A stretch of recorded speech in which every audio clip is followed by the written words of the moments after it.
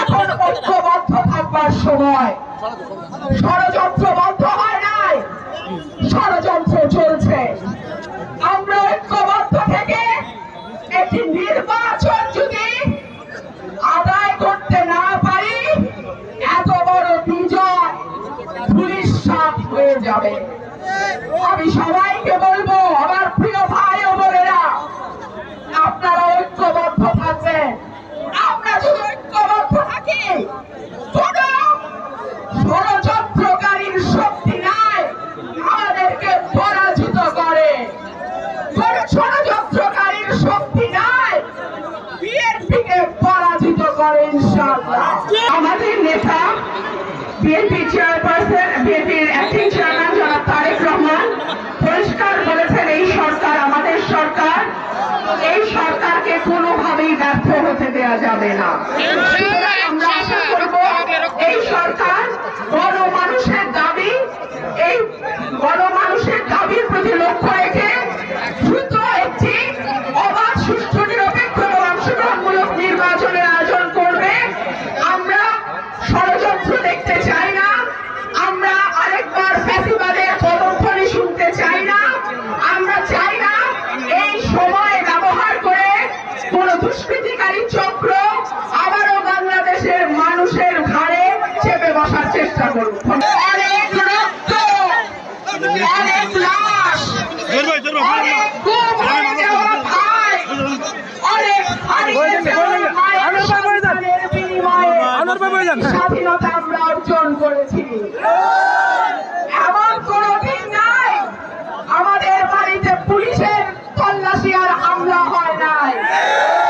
এমন কোনদিন নাই, এমন কোন রাত নাই শান্তিতে আমরা এলাকায় ঘুমাইতে পারছি, থাকতে পারছি। কিন্তু সকল জুলুমেরই শেষ আছে। আওয়ামী লীগ মনে করেছিল যতদিন তারা বেঁচে থাকবে তারাই ক্ষমতায় থাকবে।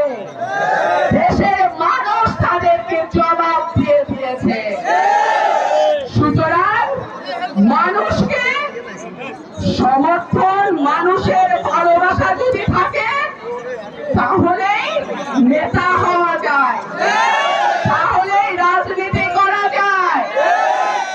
পদ অনেক ভাবেই আসে, কিন্তু নেতা তৈরি হয় মানুষের ভালোবাসা।